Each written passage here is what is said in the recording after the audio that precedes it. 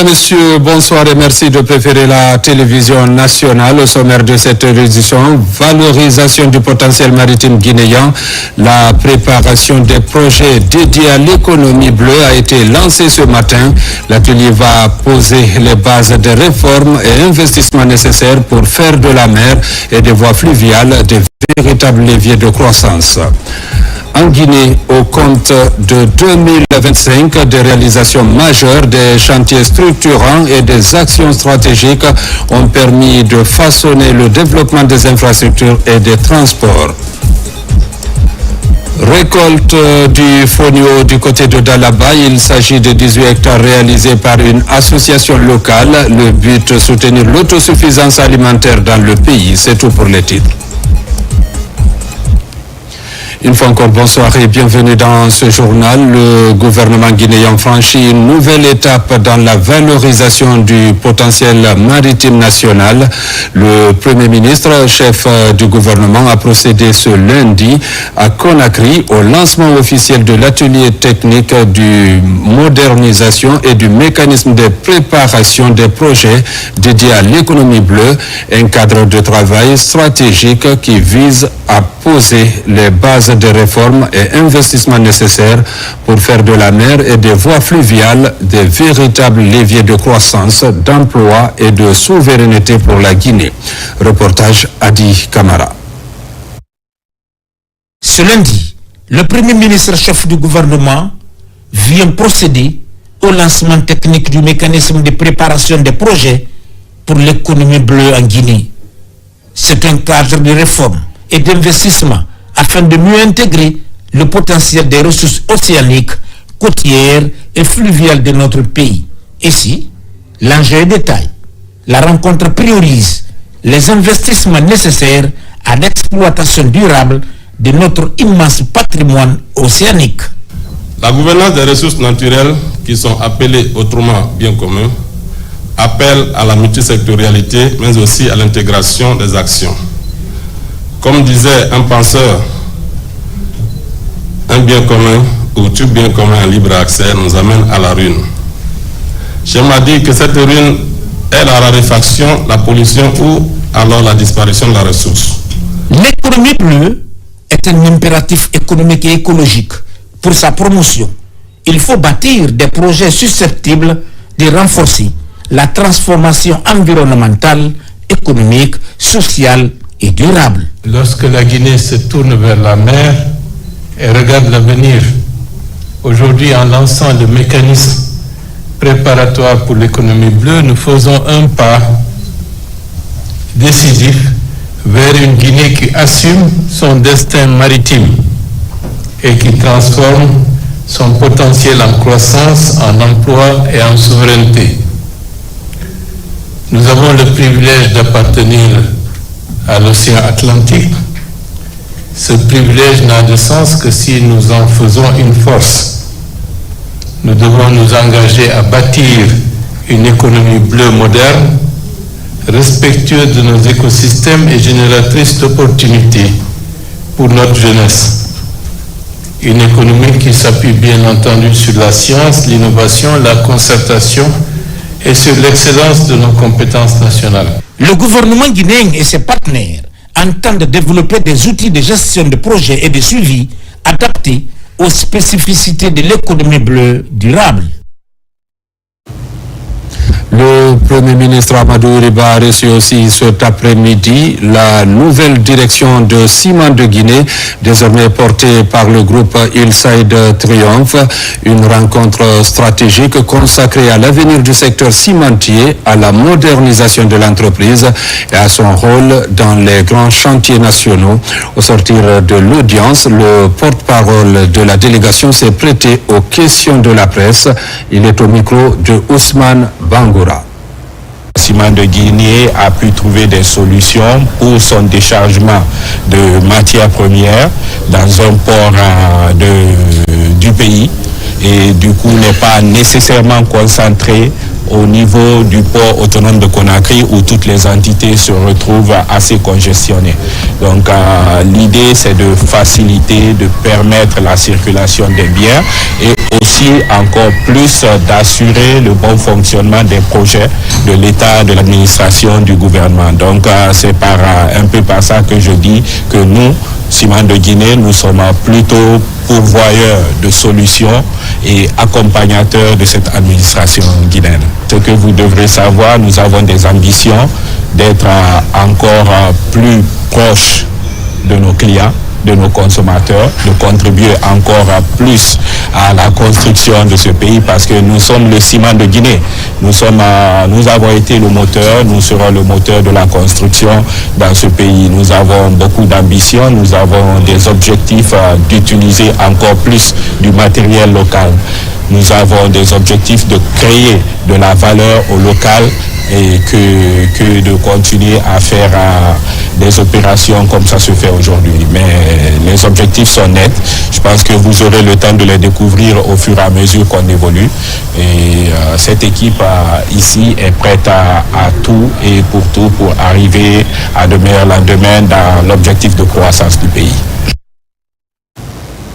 Santé, mise en service de la centrale de production d'oxygène médical de Mamou, située dans l'enceinte de l'hôpital régional. Elle va assurer la fourniture de l'oxygène aux hôpitaux préfectoraux de Mamou, Dalaba et Pita.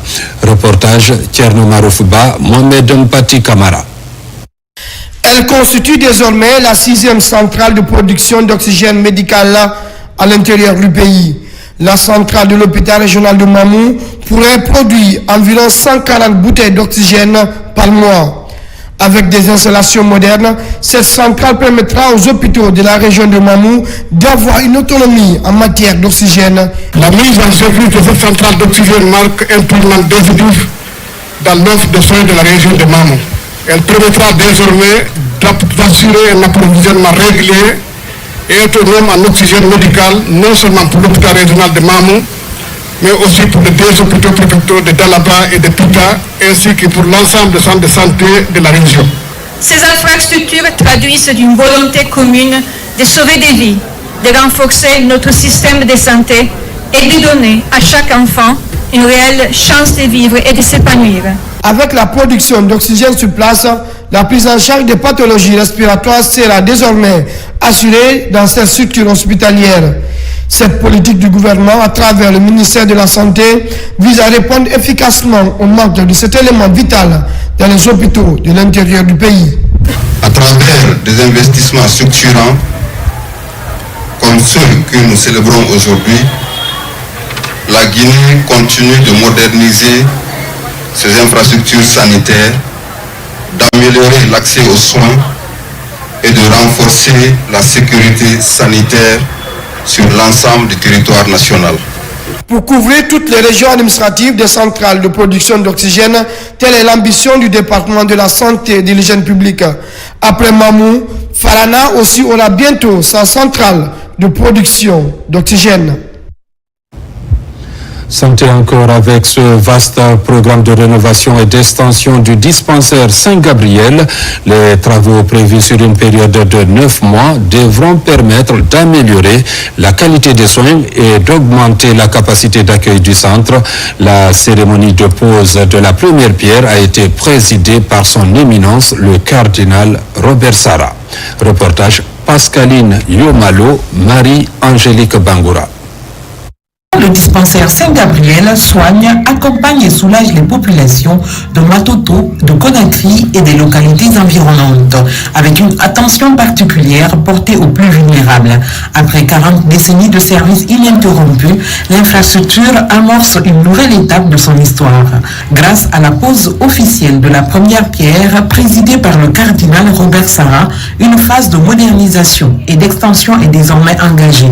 Celle-ci permettra dans 9 mois de doter le centre d'un cadre médical plus adapté et performant. Nous avons dû créer une maternité il y a quelques années et aujourd'hui, l'affluence continuelle de malades et des personnes qui viennent frapper à la porte de ce dispensaire Saint-Gabriel. Porté par l'Église catholique de Guinée et soutenu par plusieurs partenaires techniques et financiers, ce projet ambitionne de renforcer le rôle humanitaire du dispensaire Saint-Gabriel dans le système de santé publique. Je tiens ici à saluer l'Église de Guinée et spécifiquement l'archidiocèse de Conakry qui gère plus de 17 centres de santé à travers le pays. Elle constitue un partenaire précieux pour le ministère de la Santé. L'objectif est clair, préparer les 40 prochaines années du dispensaire Saint-Gabriel. Nous allons remplacer 3 bâtiments anciens et vétustes par 2 bâtiments neufs, modernes et adaptés aux besoins actuels. Ces travaux seront largement financés par le groupe Topaz. Ils dureront 9 mois. Ainsi, nous pourrons faire tous les travaux en continuant notre mission. L'extension prévue permettra d'accroître significativement la capacité de prise en charge des patients. À terme, le centre pourra répondre plus efficacement à la forte demande médicale, garantissant ainsi la continuité d'un service essentiel pour des milliers de familles, notamment celles issues de milieux défavorisés. Et comme on parle des infrastructures, l'année 2025 a été marquée par des avancées significatives au sein du ministère des Travaux publics et du ministère des Transports, des réalisations majeures, des chantiers structurants et des actions stratégiques ont façonné le développement des infrastructures et de la mobilité. À travers cette rétrospective, je vous propose une vision d'ensemble des efforts conjoints déployés pour moderniser le territoire, améliorer les services publics et préparer l'avenir avec détermination. Aboubakar Junior Camara, Abraham Christophe Conti.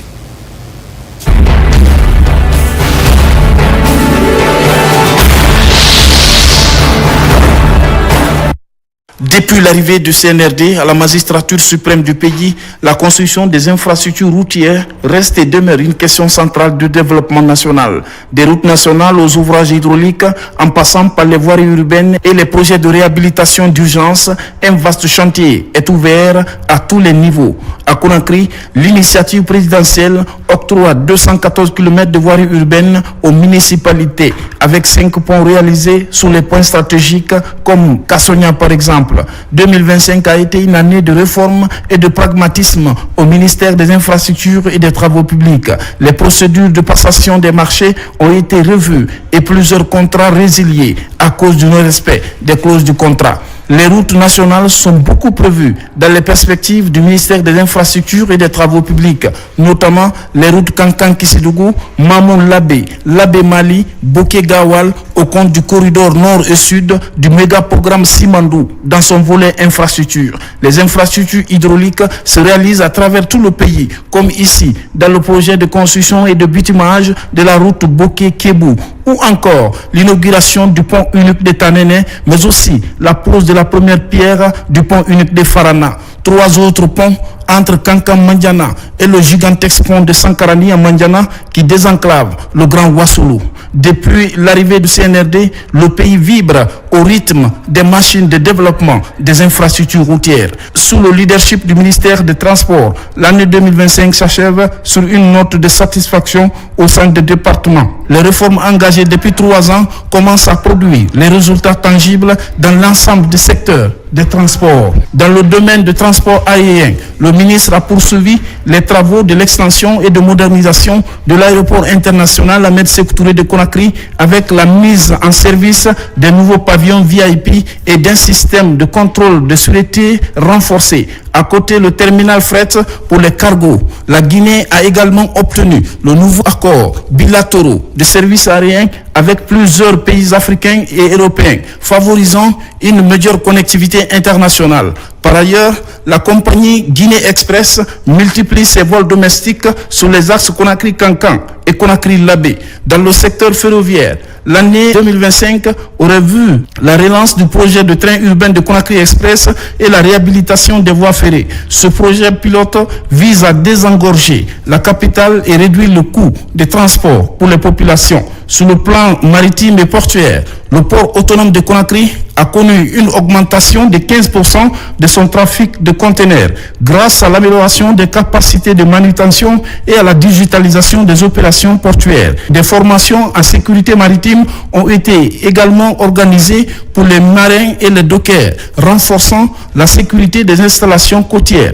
Avec ces avancées, le ministère des Transports réaffirme sa volonté de faire du secteur un levier essentiel de développement économique et social du pays. L'année 2026 s'annonce promoteuse pour la poursuite des grands chantiers, notamment la digitalisation du réseau de transport public et le déploiement du système de gestion de trafic routier à Conakry. Des résultats encourageants qui traduisent l'engagement du gouvernement à moderniser le secteur des transports publics en Guinée.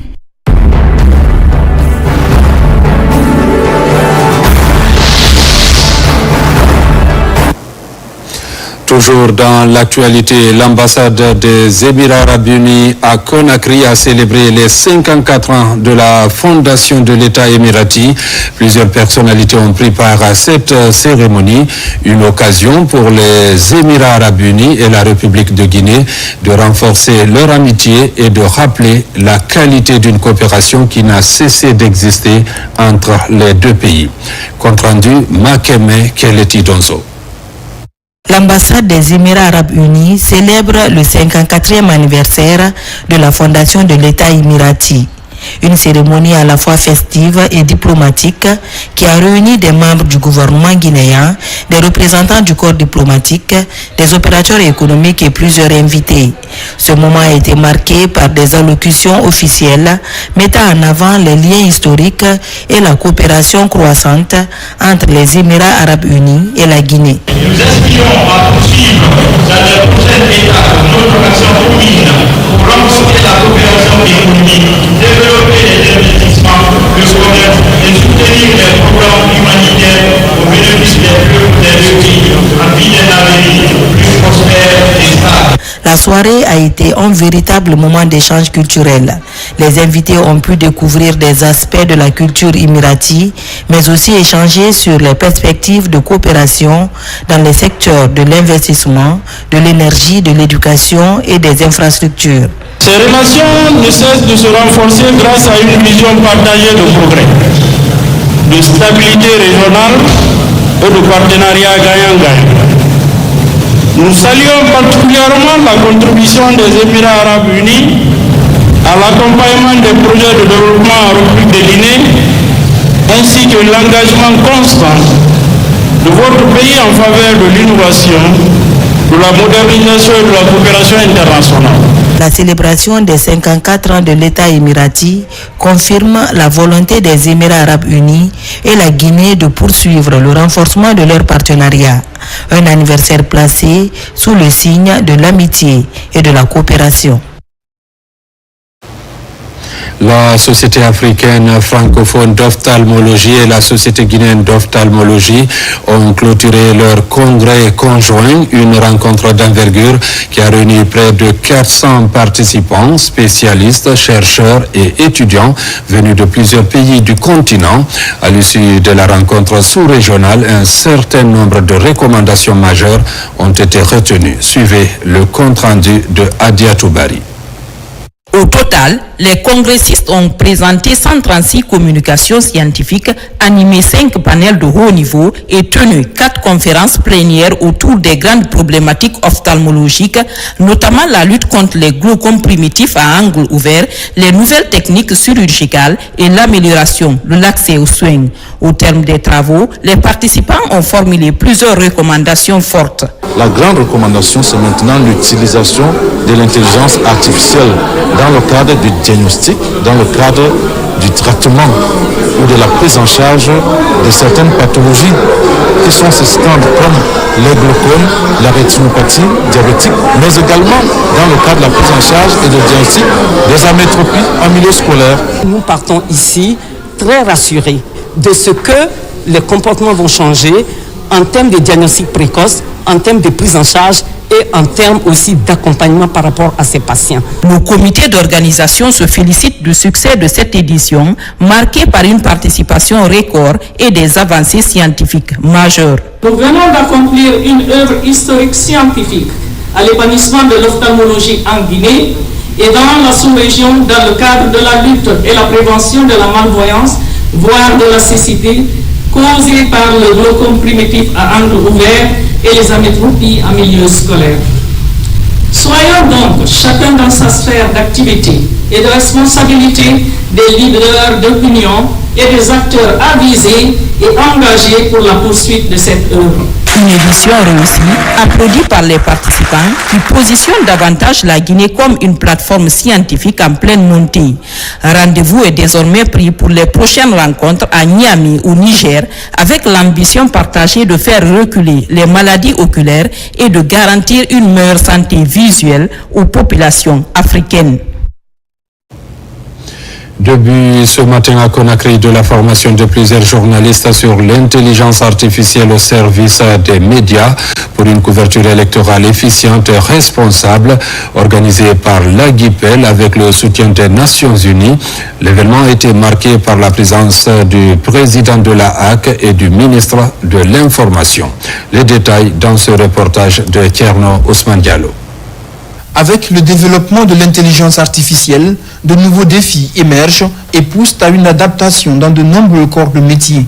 Pour les journalistes, l'intelligence artificielle offre de nouvelles opportunités, mais aussi appelle à une plus grande vigilance, notamment en période électorale, dans le traitement de l'information. Pour aider les hommes de médias à mieux travailler en tenant compte des nouvelles réalités avec l'intelligence artificielle, l'Association guinéenne de la presse en ligne, AGIPEL, avec le soutien des Nations Unies, entreprend un programme de formation à destination de 50 journalistes. L'intelligence artificielle, en effet, n'est pas un concept abstrait. Elle est désormais un outil concret au service du fact-checking, de la veille médiatique, de l'analyse des tendances, du traitement des données et même de la production de contenu, à condition, bien sûr, d'en faire un usage éthique, responsable et transparent. En leur donnant des outils adaptés et les compétences actualisées, nous renforçons la démocratie. En les aidant à se protéger de la manipulation de l'information, nous protégeons toute la société. En les utilisant pour travailler avec l'intelligence artificielle, nous préparons la Guinée offensive.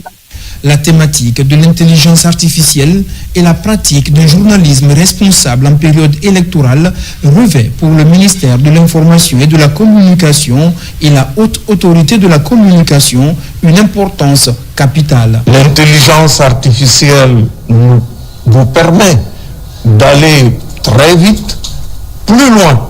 Vous dépassez le cadre privé de la correspondance pour en faire plutôt une communication de masse, d'où votre responsabilité. L'intelligence artificielle n'est pas là pour vous remplacer, pour prendre possession de votre jugement, mais pour renforcer vos capacités.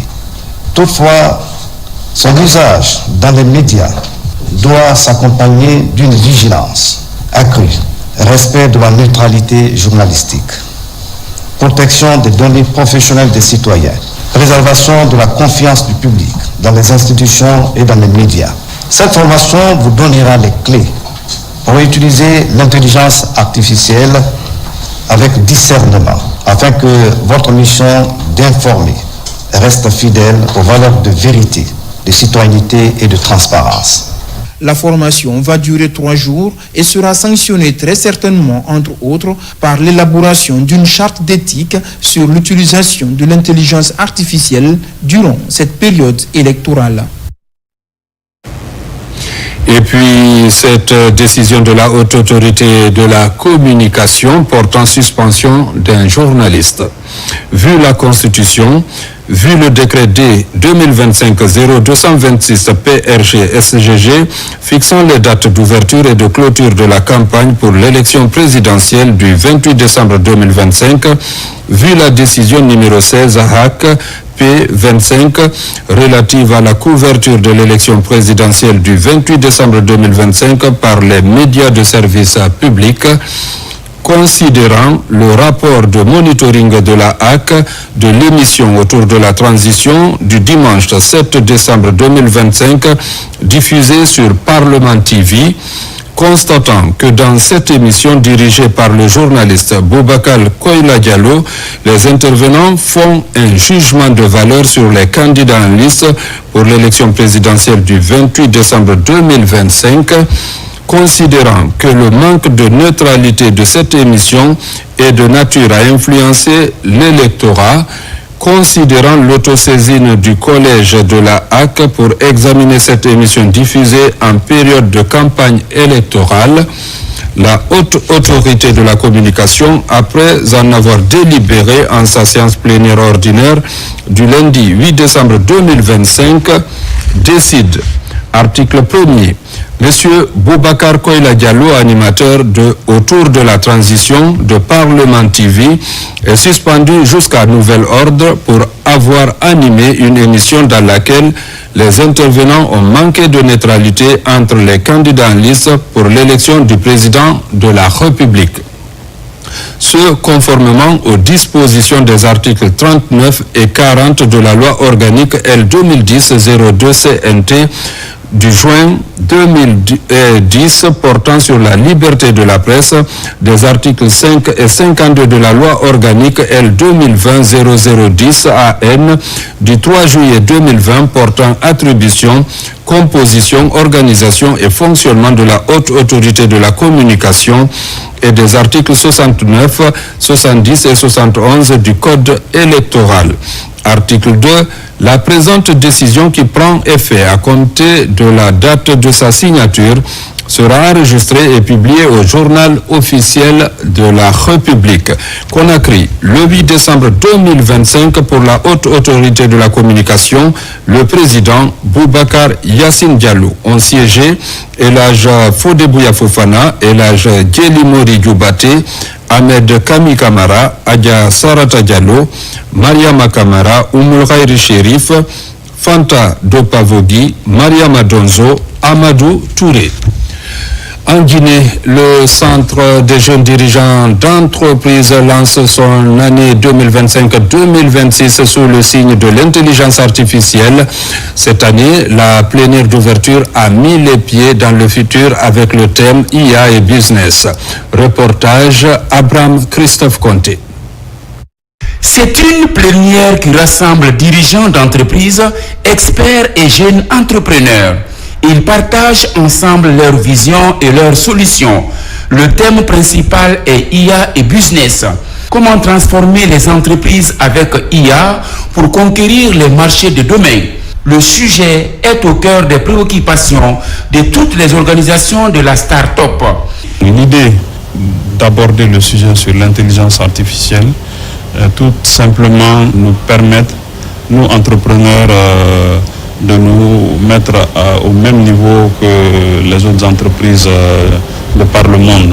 On ne veut pas rester en marge de cela, on veut se performer et être plus réactif, plus productif selon nos différentes activités. À travers cette plénière, les idées convergent pour mettre en valeur la révolution industrielle de l'intelligence artificielle et les progrès enregistrés dans le domaine avec la participation des jeunes dirigeants d'entreprises des pays de la sous-région.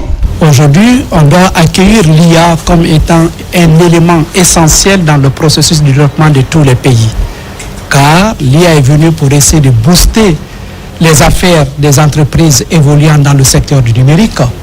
Et nul n'ignore aujourd'hui que l'IA doit être un élément fondamental dans nos critères de choix afin de pouvoir faire le business à travers le monde. Transformer nos entreprises pour conquérir les marchés de demain, ce défi s'impose aux jeunes dirigeants d'entreprises CJD. La rencontre met également en avant les opportunités de croissance pour beaucoup de leaders présents. IA constitue un levier majeur pour conquérir de nouveaux marchés afin de mieux accélérer les progrès en termes d'innovation. Validation des travaux axés sur la chaîne de valeur du cacao en Guinée, un dialogue multi-acteurs pour la relance de la filière afin de répondre aux défis de production, de commercialisation et de préservation de l'environnement. L'enjeu est de mettre en œuvre de façon inclusive une transition stratégique vers une économie durable. Reportage Souleymane Kamara, Foudé Kamara.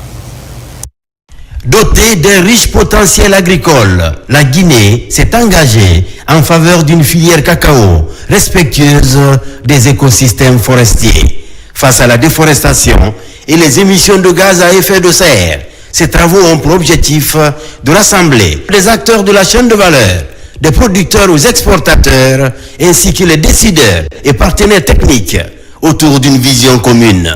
La nature a béni la Guinée avec certaines zones avec du microclimat qui aussi nos chercheurs ont confirmé est entre les meilleurs au monde. L'ambassade d'Italie a choisi deux grandes filières qu'elle pense assez porteuses, qui sont la filière cacao et la filière café.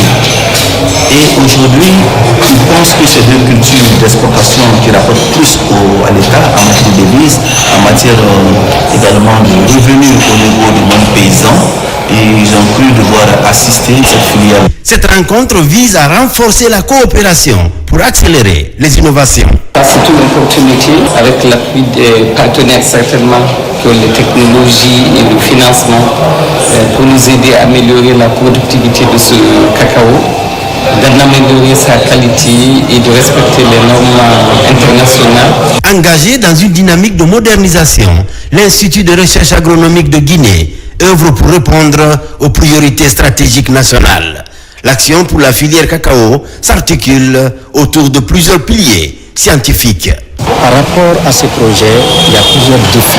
Il s'agit de trouver les meilleures variétés à travers les meilleures semences de cacao. Il s'agit également de trouver les meilleurs process, d'abord de production, ensuite de transformation et de commercialisation. À travers ce dialogue multi-acteurs, la Guinée pose les bases d'une filière cacao alliant performance économique, progrès social et préservation de la biodiversité. La solidarité internationale en action en Guinée pour lutter contre la faim. L'ambassade de Chine et le PAM renforcent cette action avec un soutien concret de 3,5 millions de dollars pour soutenir les efforts nationaux pour la sécurité alimentaire. Sona Sagno, reportage. Dans le but de renforcer les efforts du gouvernement guinéen en matière de sécurité alimentaire et de répondre aux besoins urgents des populations vulnérables, la République populaire de Chine, à travers son agence de coopération internationale pour le développement, vient d'accorder un financement de 3,5 millions de dollars au gouvernement guinéen via le ministère du Plan et de la coopération internationale. Dans ce contexte, l'appui du gouvernement de la République populaire de Chine, via son fonds de coopération Sud-Sud, constitue un signal fort de solidarité internationale. C'était une concrétisation de la responsabilité internationale de la Chine, une nouvelle expression de l'amitié profonde entre la Chine et la Guinée, ainsi qu'une étape importante dans la mise en œuvre des consensus des deux chefs d'État. Ce financement permettra au programme alimentaire mondial d'apporter une assistance alimentaire et nutritionnelle à plus de 42 000 personnes vivant avec un handicap, notamment dans les régions de Kankan, Bouké, Kindia et Zérékoré. La situation actuelle de la sécurité alimentaire en Guinée est particulièrement préoccupante. Le dernier analyse du cadre harmonisé et de la AGVSAM révèle que plus de 4 millions de personnes sont en situation d'insécurité alimentaire, dont une majorité en zone rurale. Dans ce contexte, le financement du gouvernement de la Chine vient à point nommé pour répondre aux besoins urgents des populations affectées. Une contribution majeure qui marque une avancée significative dans la lutte contre la faim et la malnutrition en Guinée. L'ambassadeur du Japon en Guinée était à son tour dans les districts de Bokaria, dans Kolabui et Tarensi à Kamsar. Le but est de visiter les magasins de stockage de riz et de la cantine scolaire du programme alimentaire mondial PAM en faveur des élèves. Partout, l'ambassadeur s'est réjoui des actions de cette institution qui accompagne la Guinée. Younousa Tawel Kamara. Chants et danses de population du district de Bokaria, sous-préfecture de Kolabui, pour accueillir l'ambassadeur du Japon en Guinée. Après cet accueil chaleureux, l'ambassadeur visite le magasin de stockage de riz du programme alimentaire mondial d'une capacité de 50 tonnes construit en 2024. À côté, un autre magasin en cours de réalisation et les travaux avancent à grands pas. De là, l'hôte de marque se rend dans le district de Tarinsa, sous-préfecture de Kamsar, pour visiter également la cantine scolaire. C'est avec un immense plaisir et un grand honneur que nous nous retrouvons aujourd'hui à Kamsar, dans l'école primaire de Tarinsa, pour célébrer un partenariat exemplaire. Le gouvernement guinéen, à travers le PAM, arrive à se tenir des milliers de courriers ici des zones rurales avec un repas nutritif. À l'école élémentaire de Tarinsa se trouvent des élèves venus des différents villages de la contrée. Et tous les jours, ils reçoivent des repas pour améliorer leurs conditions d'études. Votre rôle en tant qu'ambassadeur est essentiel pour renforcer ces liens et forger de nouvelles possibilités d'assistance. L'école guinéenne est une priorité pour le gouvernement guinéen. Aujourd'hui, nous sommes là pour les cantines scolaires. Qui parle de cantines scolaires parle de motivation des parents, des enfants et des enseignants. Le programme de l'alimentation scolaire du PAM est une manière d'encourager la scolarisation des enfants de la contrée, mais surtout favoriser la fréquentation et le maintien de ces nombreux élèves à l'école élémentaire de Tarinsa. Intéressons-nous aussi à la récolte du fonio. Plus de 18 hectares réalisés cette année à Pellal, dans Kala, par une association de la localité. Cet exploit force l'admiration. Autorités et partenaires saluent les efforts des paysans. Reportage Mamadou Patebalde. Dans le but de promouvoir l'autosuffisance alimentaire, les habitants du district de Pellal, dans la préfecture de Dalaba, unissent leurs forces. Ce champ de fonio de près de 9 hectares est l'œuvre du groupement agricole Portal Remarena de cette localité.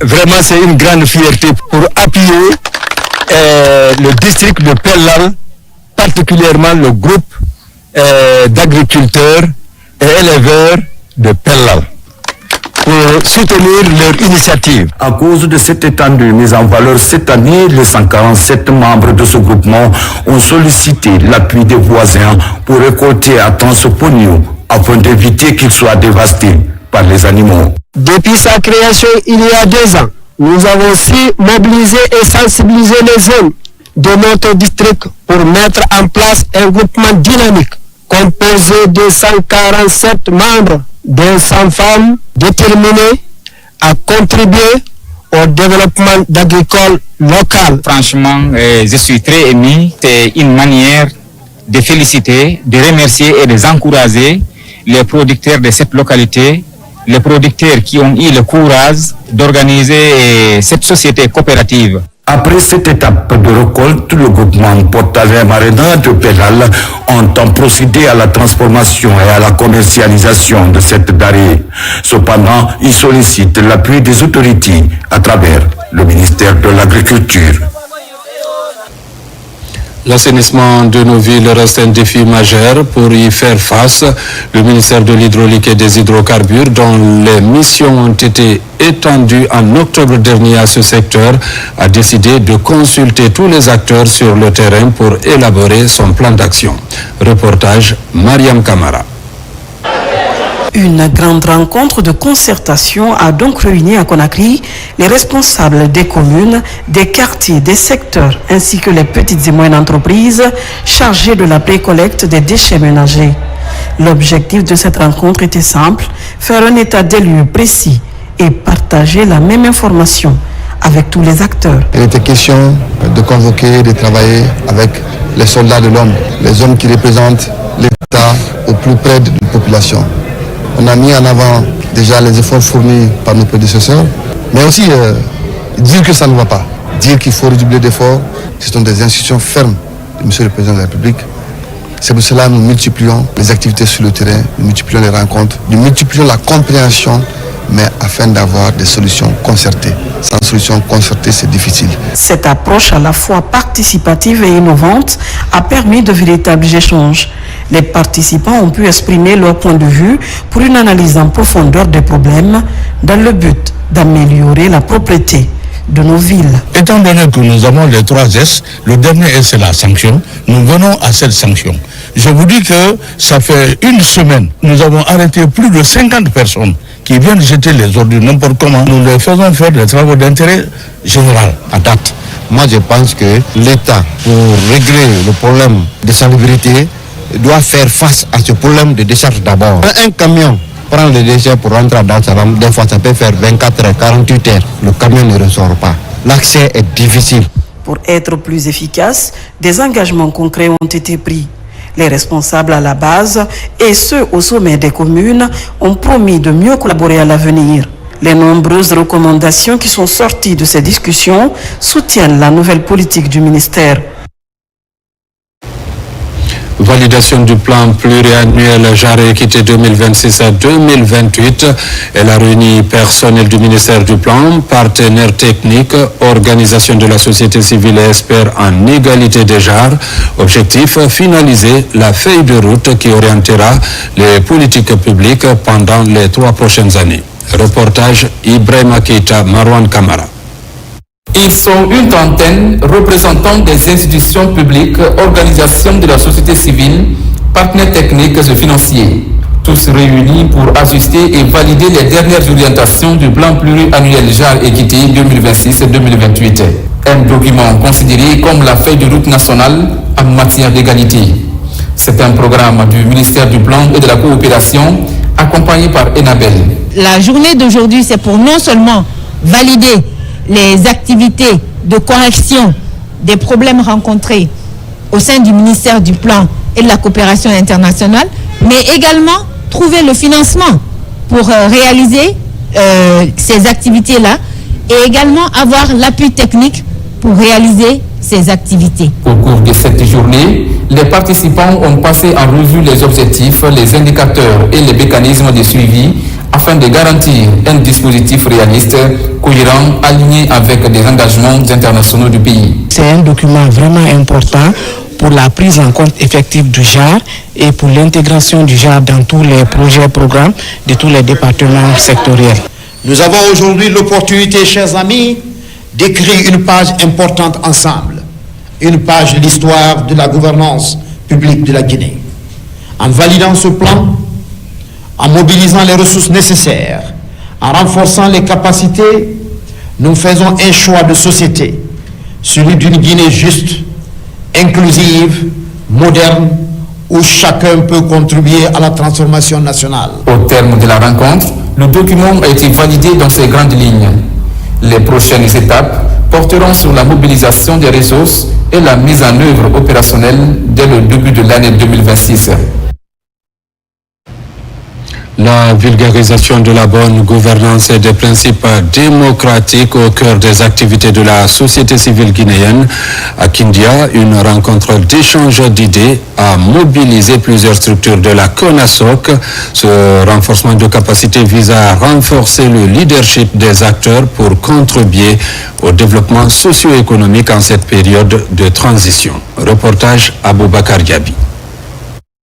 C'est un traditionnel exercice qui continue de mobiliser tous les acteurs de la société civile de la ville des Agrumes. Axé sur la promotion de la démocratie et de la bonne gouvernance en République de Guinée, cette remise à niveau se veut comme un tableau de bord pour veiller sur la gestion de la chose publique au bénéfice des populations guinéennes. Ici, à Kindia, les mécanismes de leadership responsables sont vulgarisés.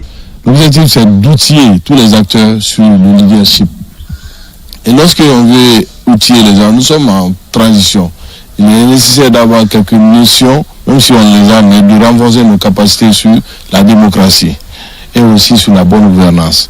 Et pourquoi nous parlons de leadership?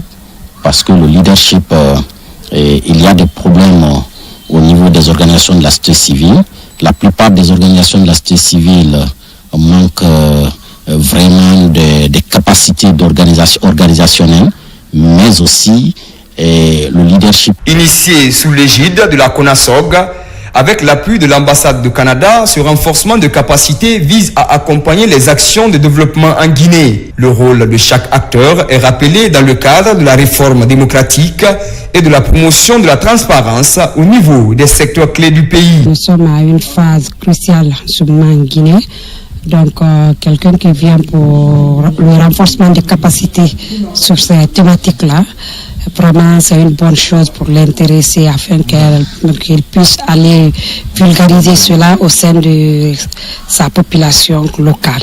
À travers ce conclave, de nouvelles stratégies sont définies pour une meilleure gouvernance inclusive.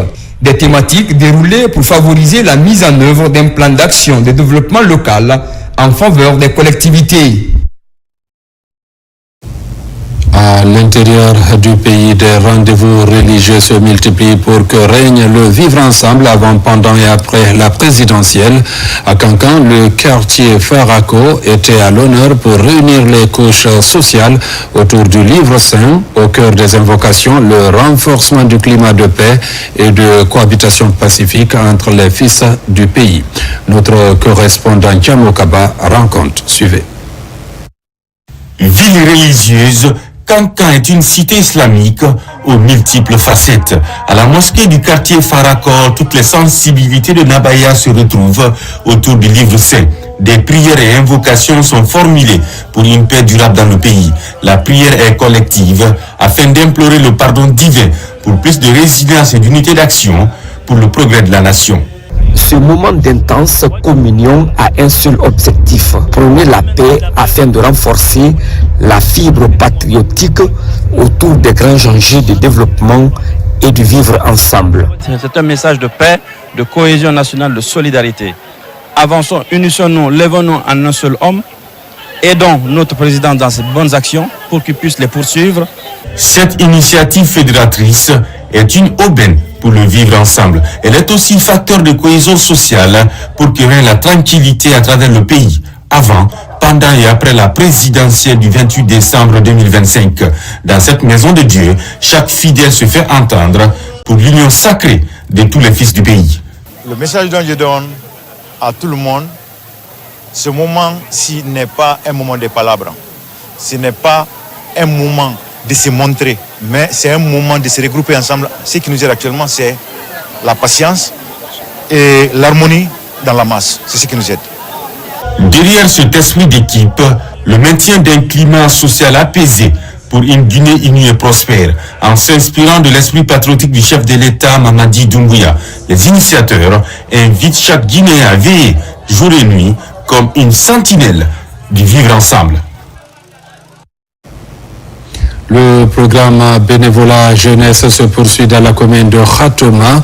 La deuxième cohorte vient d'être formée pour mieux servir la communauté.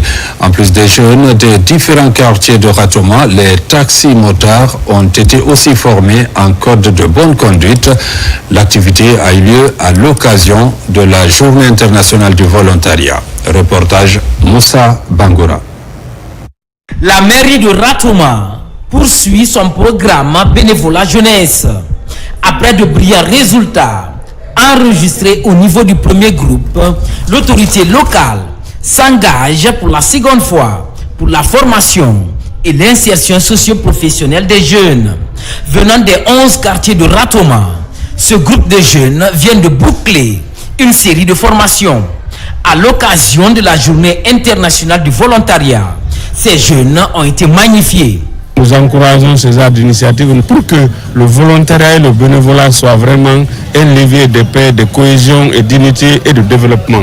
C'est une grosse initiative et que les autres communes pourraient emboîter pour le développement local. Parce que lorsque les gens sont engagés au sein de leur propre communauté, ils se sentent responsables. Et ça leur permet de s'approprier des bonnes pratiques. Et une fois les projets partis, ces bonnes pratiques-là restent. En plus de la jeunesse des différents quartiers, les taxis-motards de la commune ont aussi bénéficié de cet accompagnement de la mairie. Les codes de bonne conduite et conduite défensive de moto leur ont été enseignés. Les taxis-motards de la commune de Khatoma font montre de civisme. Et c'est donc il faut encourager. Et la meilleure manière d'encourager, c'est de les motiver par une reconnaissance. Et on a d'autres cohortes des bénévolats de la commune qui sont très engagés et il fallait aussi les reconnaître. On a acquis une connaissance, comment se comporter envers les usagers. Donc la formation nous a apporté beaucoup de choses. S'engager pour apprendre, comprendre pour servir la communauté sont entre autres objectifs de l'administration communale de Ratoma qui multiplie les efforts dans le renforcement de capacité de la couche juvénile. Mesdames, Messieurs, c'est la fin de cette édition. Merci à vous qui nous suivez du côté de Kouroussa comme partout ailleurs dans le monde. Bonne suite de programmes sur la télévision nationale.